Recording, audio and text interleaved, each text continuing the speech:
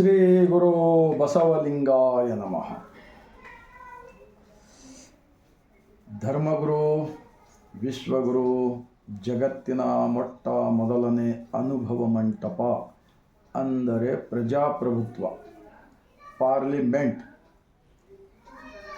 ಸ್ಥಾಪನೆ ಮಾಡುವುದರ ಮೂಲಕ ಇಡೀ ಬ್ರಹ್ಮಾಂಡದ ತತ್ವ, ಈ ಭೂಮಿಯ ಮೇಲೆ ಬದುಕ್ತಕ್ಕಂಥ ಎಲ್ಲ ಒಂದು ಹುಲ್ಲು ಕಡ್ಡಿಯನ್ನು ಹಿಡಿದುಕೊಂಡು ಗಿಡ ಮರಗಳು, ಪ್ರಾಣಿ ಪಕ್ಷಿಗಳು, ನದಿ ಸಮುದ್ರಗಳು, ಎಲ್ಲ ಮಾನವ ಲೋಕಕ್ಕೆ ಒಬ್ಬನೇ ಒಬ್ಬ ದೇವರು. ಅಂತಹ ದೇವನಿಗೆ ಮೂರ್ತಿ ಇಲ್ಲ, ಗುಡಿ ಇಲ್ಲ, ಗುಂಡಾರವಿಲ್ಲ, ಜಾತ್ರೆ ಇಲ್ಲ, ಏನು ಇಲ್ಲ. ಆ ಕಾರಣಕ್ಕಾಗಿಯೇ ಬಸವಾದಿ ಶಿವಶರಣರು ಅನುಭವ ಮಂಟಪ ಸ್ಥಾಪನೆ ಮಾಡಿದರು.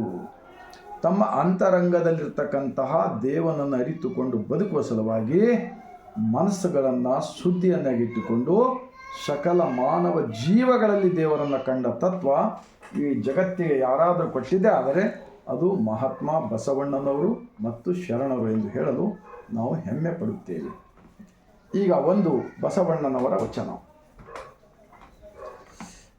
ನೆರೆ ಕೆನ್ನೆಗೆ ತೆರೆ ಗಲ್ಲಕ್ಕೆ ಈ ಶರೀರ ಗೂಡು ಹೋಗದ ಮುನ್ನ, ಹಲ್ಲು ಹೋಗಿ ಬೆನ್ನು ಬಾಗಿ ಅನ್ಯರಿಗೆ ಹಂಗಾಗದ ಮುನ್ನ, ಕಾಲ ಮೇಲೆ ಕೈಯನ್ನು ಊರಿ ಕೋಲು ಹಿಡಿಯದ ಮುನ್ನ, ಮುಪ್ಪಿನಿಂದೊಪ್ಪು ಅಳಿಯದ ಮುನ್ನ, ಮೃತ್ಯು ಮುಟ್ಟದ ಮುನ್ನ ಧ್ಯಾನಿಸಿ ಪೂಜಿಸು ನಮ್ಮ ಕೂಡಲ ಸಂಗಮ ದೇವ. ಕೂಡಲ ಸಂಗಮ ದೇವ ಅಂದರೆ ಕೂಡಲ ಸಂಗಮ ಊರಲ್ಲ, ಇಡೀ ಬ್ರಹ್ಮಾಂಡವೇ ಒಂದು ಕೂಡಲ ಸಂಗಮ. ಇಂತಹ ನಿರಾಕಾರ ದೇವನ ತತ್ವದಿಂದ ನಾವು ನೀವೆಲ್ಲರೂ ತಾಯಿಯ ಗರ್ಭದಿಂದಲೇ ಹುಟ್ಟಿ ಬಂದಿದ್ದೀವಿ. ಈ ಸತ್ಯವನ್ನು ಈ ಇಷ್ಟಲಿಂಗ ಅಂದರೆ ಇದು ಬ್ರಹ್ಮಾಂಡದ ಲಾಂಛನ ಕೊಡೋದರ ಮೂಲಕ ಪರಮಪತಿವ್ರತೆಗೆ ಗಂಡನೊಬ್ಬ ಎಂದು ಹೇಳಿದ್ದಾರೆ. ಆ ಕಾರಣಕ್ಕಾಗಿ ಈ ಮನುಷ್ಯ ಈ ಭೂಮಿಗೆ ಹುಟ್ಟಿ ಬಂದಾಗ ದೇವರ ಸಮಾನವಾಗಿ ಇರುತ್ತಾನೆ. ಮುಂದೆ ಬೆಳೀತಾ ಬೆಳೀತಾ ಹೋದಾಗ ಕೆಟ್ಟ ದುರಾಶೆಗಳನ್ನು ತುಂಬಿಕೊಂಡು ಏನೆಲ್ಲ ಕುತಂತ್ರ ಗುಣಗಳನ್ನು ಮಾಡುತ್ತಾನೆ. ಈ ಕುತಂತ್ರ ಗುಣಗಳನ್ನು ತೆಗೆಯುವ ಸಲುವಾಗಿಯೇ ಮಹಾತ್ಮ ಬಸವಣ್ಣನವರು ಮತ್ತು ಶರಣರು ಅನುಭವ ಮಂಟಪದ ಮೂಲಕ ಲಿಂಗ ಆಯತ ಧರ್ಮ ಸ್ಥಾಪನೆ ಮಾಡಿದ್ದ ಇತಿಹಾಸ ಇವತ್ತ ಈ ಗ್ರಂಥದಲ್ಲಿ 2500 ವಚನಗಳಿವೆ. 100ಕ್ಕಿಂತ ಹೆಚ್ಚು ಶರಣರ ಇತಿಹಾಸವಿದೆ.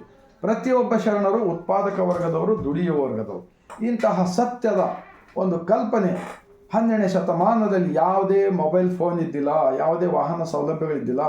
ಈ ಬಸವ ಕಲ್ಯಾಣದ ಭೂಮಿಯಿಂದ ಈ ಊರಿನಿಂದ ಆ ಊರಿಗೆ, ಆ ಊರಿನಿಂದ ಆ ಊರಿಗೆ ಹೀಗೆ ಸುದ್ದಿ ಮುಟ್ಟಿಸ್ತಾ ಹೋಗಿ ಕಾಶ್ಮೀರದ ರಾಜ ದಂಪತಿಗಳು ಕೂಡ ಬಸವ ಕಲ್ಯಾಣಕ್ಕೆ ಬಂದು ಶರಣರಾಗಿ ಅನುಭವ ಮಂಟಪಕ್ಕೆ ದಾಸೋಹ ಸಲುವಾಗಿ ಒಣಗಿದ ಕಟ್ಟಿಗೆಗಳನ್ನು ತಂದು ಕೊಟ್ಟು ಎಲ್ಲರ ಜೊತೆ ಆನಂದದಿಂದ ಬದುಕಿದ್ದೇನೆ ಅಂಥೇಳಿ ಇಲ್ಲಿ ಮೋಳ್ಕೆರದಲ್ಲಿ ಅವರ ಗವಿ ಇದೆ, ಹುಮನಾಬಾದ್ ಹತ್ತಿರ. ಅವರೆಲ್ಲರ ಇತಿಹಾಸ ನಾವು ಕಾಶ್ಮೀರದಿಂದ ಕನ್ಯಾಕುಮಾರಿಯವರೆಗೆ, ಅಫಘಾನಿಸ್ತಾನದಿಂದ ಮರುಳ ಶಂಕರ ದೇವ ಮುಸ್ಲಿಂ ಅವರು ಲಿಂಗವನ್ನು ಕಟ್ಟಿಕೊಂಡು ಲಿಂಗ ಧರ್ಮಕ್ಕೆ ಬಂದಿದ್ದಾರೆ. ಈ 12ನೇ ಶತಮಾನದಲ್ಲಿ 97% ಜನಗಳೆಲ್ಲರೂ ಲಿಂಗಾಯತ ಧರ್ಮವನ್ನು ಒಪ್ಪಿಕೊಂಡು ಸ್ವೀಕಾರ ಮಾಡಿದ್ದಾರೆ. ಈ ತತ್ವವನ್ನು ಕೆಡಿಸಲು ಸಲುವಾಗಿ 12ನೇ ಶತಮಾನದಲ್ಲಿ ಬ್ರಾಹ್ಮಣ್ಯ, ಕ್ಷತ್ರಿಯ, ವೈಶ್ಯ, ಶೂದ್ರ, ಪಂಚಮ ಈ ಥರ ಜನರನ್ನು ವಿಂಗಡಣೆ ಮಾಡಿ ಉತ್ಪಾದಕ ವರ್ಗದವರನ್ನು ಶೋಷಣೆ ಮಾಡ್ತಕ್ಕಂಥದ್ದನ್ನು ಕಂಡು ಬಸವಣ್ಣನವರು ಅನುಭವ ಮಂಟಪ ಸ್ಥಾಪನೆ ಮಾಡಿದರು. ಈ ಅನುಭವ ಮಂಟಪದ ಶರಣರ ಒಂದು ಸತ್ಯದ ವಿಚಾರಗಳನ್ನು ಕೆಡಿಸುವ ಸಲುವಾಗಿ ಪದೇ ಪದೇ ಪದೇ ಪದೇ ಒಂದಿಲ್ಲ ಒಂದು ಕುತಂತ್ರ ಮಾಡ್ತಾ ಇದ್ದಾರೆ.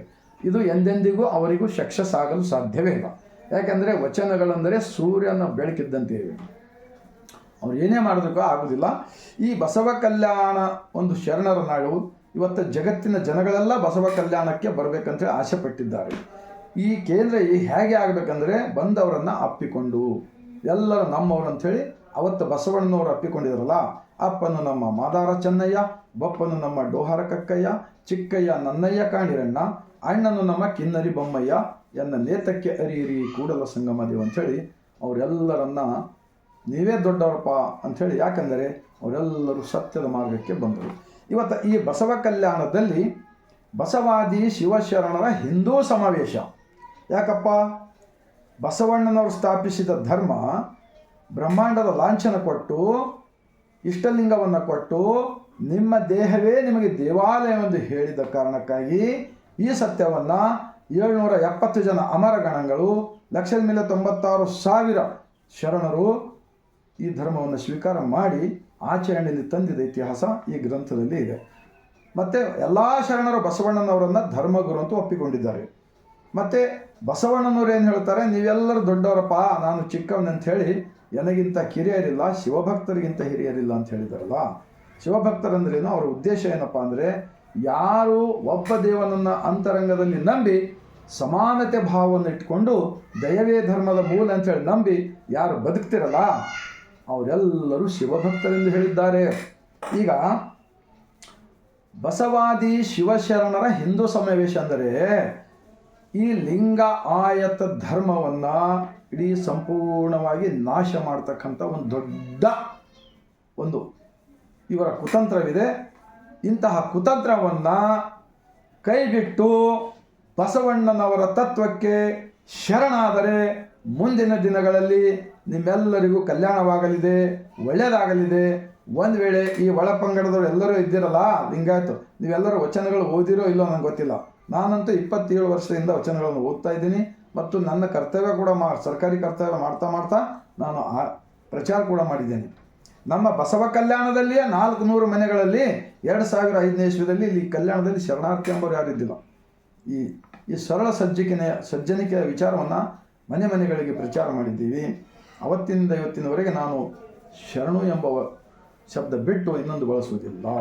ನಾನು ಜೀವಗಳಲ್ಲಿ ದೇವನನ್ನು ಕಾಣು ಅಂತೇಳಿ ಬಸವಣ್ಣವರು ಹೇಳಿದ್ರಲ್ಲ, ಆ ಮಾರ್ಗದಿಂದ ಹೋಗುತ್ತಾ ಈ ಸತ್ಯವನ್ನು ಎಲ್ಲ ಜನಮನಕ್ಕೆ ಯಾಕೆ ಮುಟ್ಟಿಸಬಾರ್ದಪ್ಪ ಅಂಥೇಳಿ ಇಲ್ಲಿವರೆಗೆ 2200ಕ್ಕಿಂತ ಹೆಚ್ಚು ವಚನಗಳ ವಿಡಿಯೋ ಮಾಡಿದ್ದೇನೆ.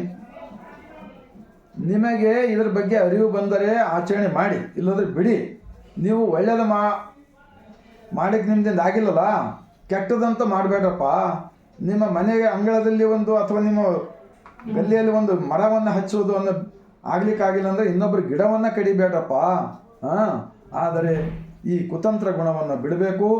ಬಸವಣ್ಣನವರು ಸ್ಥಾಪಿಸಿದ ಅನುಭವ ಮಂಟಪದ ಲಿಂಗ ಆಯತ ಧರ್ಮ, ಈ ಧರ್ಮದಲ್ಲಿ ಬಸವಣ್ಣವರು ಹೇಳುತ್ತಾರೆ, ನೀರಿಗೆ ನೈದಿಲೆ ಶೃಂಗಾರ, ಸಮುದ್ರಕ್ಕೆ ತೆರೆಯೇ ಶೃಂಗಾರ, ಗಗನಕ್ಕೆ ಚಂದ್ರಮನೆ ಶೃಂಗಾರ, ನಾರಿಗೆ ಗುಣವೇ ಶೃಂಗಾರ, ನಮ್ಮ ಕೂಡಲ ಸಂಗನ ಶರಣರ ನೊಸಲಿಗೆ ವಿಭೂತಿನೇ ಶೃಂಗಾರ, ವಿಭೂತಿನೇ ಶೃಂಗಾರ. ಈಗ ನೋಡಿ, ಈಗ 28ನೇ ತಾರೀಕಿಗೆ ಏನು ಬಸವಾದಿ ಶಿವಶರಣರ ಹಿಂದೂ ಸಮಾವೇಶ ಅಂತ ಮಾಡಲಿಕ್ಕೆ ಹೊರಟಿದ್ದಾರ, ಅವರ ಹಣಿ ಮೇಲೆ ಕುಂಕುಮ ಹಚ್ಚಿಕೊಂಡು ನೋಡಿ, ನಾನು ವಿಭೂತಿ ಹಚ್ಚಿಕೊಂಡಾಗ ನಿಮಗೆ ಹೇಗೆ ಕಾಣಿಸ್ತದೆ ನೋಡಿ. ನಡಿಯಪ್ಪ, ಈ ವ್ಯಕ್ತಿ ಒಳ್ಳೆಯ ಮನುಷ್ಯನಿದ್ದಾನೆ ಅಂಥೇಳಿ ಈ ವಿಭೂತಿ ಯಾಕೆ ಹಚ್ತೇವಪ್ಪ ನಾವು? ನಮ್ಮ ಒಳಗಿನ ಕಾಮ, ಕ್ರೋಧ, ಮದ, ಮತ್ಸರ, ಲೋಭ, ಮೋಹಗಳೆಂಬ 6 ವೈರಿಗಳನ್ನು ಸುಟ್ಟು ಆ ಬೂದಿ ಏನಾಗ್ತದಲ್ಲ ಆ ಭಾವನೆ, ಆ ಬೂದಿಯನ್ನು ಹಚ್ಚಿಕೊಂಡು ನಾವು ಈ 6 ವೈರಿಗಳನ್ನು ಕಂಟ್ರೋಲ್ದಲ್ಲಿ ಇಟ್ಕೊಂಡು ಬದುಕುವ ಸಲುವಾಗಿ ವಿಭೂತಿ ಇದೆ. ಕುಂಕುಮ ಹಚ್ಕೊಂಡು ಯಾರಿಗೆ ಭಯಪಡಿಸ್ಲಿಕ್ಕೆ ಬರ್ತಾ ಇದ್ರಪ್ಪ? ಅದು ಒಂಥರ ನೋಡಿದರೆ ಭಯದ ಒಂದು ಸಂಕೇತ. ದೇಶದಲ್ಲಿ ಎಲ್ಲ ಕಡೆ ಭಯದ ವಾತಾವರಣ ನಿರ್ಮಾಣ ಮಾಡ್ತಕ್ಕಂಥದ್ದು ಈಗ ನಿಲ್ಲಿಸ್ಬೇಕಂತೇಳಿ ನಾನು ಈ ವಚನದ ವಿಡಿಯೋ ಮೂಲಕ ವಿನಂತಿಸಿಕೊಳ್ತೇನೆ. ಆ ಕಾರಣಕ್ಕಾಗಿ ಬಸವಾದಿ ಶಿವಶರಣರ ಹಿಂದೂ ಸಮಾವೇಶ ಯಾರಿಗೂ ಒಪ್ಪತಕ್ಕಂಥದ್ದಲ್ಲ. ಬಸವಾದಿ ಶಿವಶರಣರು ಸ್ಥಾಪಿಸಿದ ಅನುಭವ ಮಂಟಪದ ಲಿಂಗ ಆಯತ ಧರ್ಮವನ್ನು ಯಾರು ಬೇಕಾದರೂ ಸ್ವೀಕಾರ ಮಾಡಿಕೊಳ್ಳಬಹುದು. ನಿಮ್ಮ ಮನಸ್ಸುಗಳನ್ನು ಶುದ್ಧಿಯಾಗಿ ಇಟ್ಟುಕೊಳ್ಳಬಹುದು. ಪ್ರತಿಯೊಂದು ಗ್ರಾಮ ಪಟ್ಟಣಗಳಲ್ಲಿ ಬಸವ ಮಂಟಪಗಳು ಅನುಭವ ಮಂಟಪ ಆಗಲಿವೆ ಮುಂದಿನ ದಿನಗಳಲ್ಲಿ.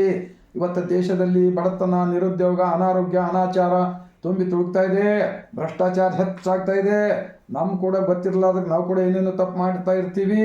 ಆ ಎಲ್ಲ ತಪ್ಪುಗಳನ್ನು ತಿದ್ದಿಕೊಳ್ಳಲು ಬಸವ ಮಂಟಪಗಳು ಬೇಕು, ಅನುಭವ ಮಂಟಪಗಳು ಮಾತ್ರ ನಮಗೆ ಬೇಕಾಗಿವೆ ಅಂತ ಹೇಳುತ್ತಾ, ನಿಮ್ಮೆಲ್ಲರ ಒಂದು ವೇಳೆ ಹೃದಯವಿದ್ದರೆ ಈ ಇಡೀ ಜಗತ್ತವೇ ಒಂದು ಕುಟುಂಬವೆಂದು ನಂಬಿದ್ದಾರೆ ನಮ್ಮ ಬಸವಣ್ಣನವರು. ಈ ತತ್ವವನ್ನು ನೀವು ವಚನಗಳನ್ನು ಓದಿರಿ ಅಂಥೇಳಿ ನಾನು ಕೈ ಜೋಡಿಸಿ ವಿನಂತಿ ಮಾಡಿಕೊಳ್ತಾ, 33 ಭಾಷೆಯಲ್ಲಿ ವಚನಗಳು ಸಿಗುತ್ತವೆ. ವಚನಗಳನ್ನು ಓದಿರಿ, ಅರ್ಥ ಮಾಡಿಕೊಳ್ಳಿರಿ. ಆಡುವ ಭಾಷೆ ಕನ್ನಡದಲ್ಲಿ ವಚನಗಳಿವೆ. ನಮ್ಮ ಶರಣರು ಕನ್ನಡದಲ್ಲಿ ಯಾಕೆ ವಚನಗಳನ್ನು ಬರೆದಿದ್ದಾರೆ ಅಂದರೆ 12ನೇ ಶತಮಾನಕ್ಕಿಂತ ಮುಂಚೆ ಆಪ್ ಲಿಖೆ ಖುದಾ ಪಡೆ. ಆ ಸಂಸ್ಕೃತಿ ಯಾರಿಗೆ ಬರುವುದಿಲ್ಲ, ನಮಗಂತೂ ಅಜ್ಞಾನದಲ್ಲಿಟ್ಟು ಬದುಕ್ತಕ್ಕಂಥ ವ್ಯವಸ್ಥೆಯನ್ನು ತೆಗೆದು ಹಾಕುವ ಸಲುವಾಗಿ ನಮ್ಮ ಶರಣರು ವಚನಗಳನ್ನು ಬರೆದಿದ್ದಾರೆ. ಬಸವಣ್ಣನವರು ಎಲ್ಲರನ್ನ ಕನ್ನಡದ ಅಕ್ಷರಗಳನ್ನು ಕಲಿಸಿ ಕನ್ನಡದ ವಚನಗಳನ್ನು ಬರಲಿಕ್ಕೆ ಹೇಳಿದ್ದಾರಲ್ಲ, ಅಂತಹ ಮಹಾತ್ಮ ಬಸವಣ್ಣನವರನ್ನು ತತ್ವವನ್ನು ಯಾರ್ಯಾರು ಹಾಳು ಮಾಡ್ಲಿಕ್ಕೆ ಹೊರಡ್ತೀರಿ ಅವರೇ ನಿಜವಾಗಿರ್ತಕ್ಕಂಥ ದೇಶದ್ರೋಹಿಯರು, ಆತ್ಮವಂಚಕರು ಆಗುತ್ತೀರಿ. ಈ ದೇಶದ್ರೋಹಿನೂ ಆಗೋದು ಬೇಡ, ಆತ್ಮವಂಚಕರು ಆಗೋದು ಬೇಡ ಅಂಥೇಳಿ ವಿನಂತಿಸ್ಕೊಳ್ತಾ, ಈ ವಿಡಿಯೋ ತಮ್ಮೆಲ್ಲರ ಹೃದಯಕ್ಕೆ ತಟ್ಟಿದೆ ಆದರೆ ಇವತ್ತೇ ಮನಸ್ಸುಗಳನ್ನು ಬದಲಾಯಿಸಿಕೊಳ್ಳಿರಿ ಎಂದು ಹೇಳುತ್ತಾ 150 ಕೋಟಿ ಭಾರತೀಯರಿಗೆ ಬಸವ ಕಲ್ಯಾಣ ಶರಣರ ನಾಡಿನಿಂದ ಮತ್ತೊಮ್ಮೆ ಬಾಗಿದ ತಲೆ ಮುಗಿದ ಕೈಲಿಂದ ಶರಣ.